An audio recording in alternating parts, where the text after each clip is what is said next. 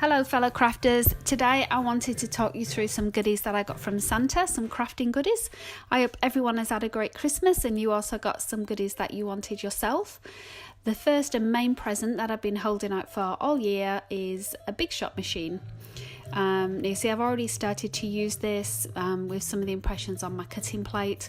So I had a little play with that yesterday and really looking forward to getting stuck into that. At the moment I only have diamond press, so having this bigger cutting machine is going to be great for me, I think.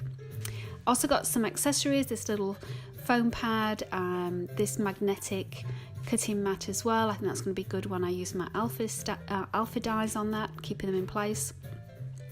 Also got this little side caddy as well. You can see there's space there to hold extra cutting mats and plates as well as some other little bits and bobs. So that's going to be really handy to have at the side. So yes, this is probably my favourite present this year.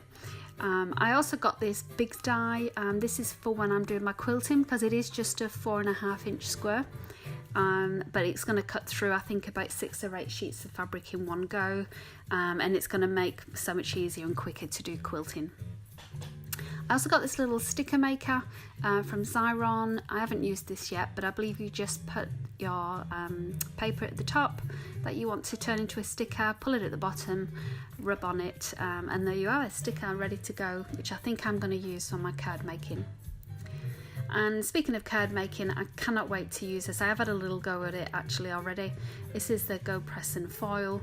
I've been waiting to get this for a while now, so I have already been collecting foils ready to go. It comes with this little rubber mat and these little tweezers. It also came with these particular hot foils, and I did also get this one with it as well, this thank you one. So you can see you just lift it up to get it off the hot machine and release it, you just let go.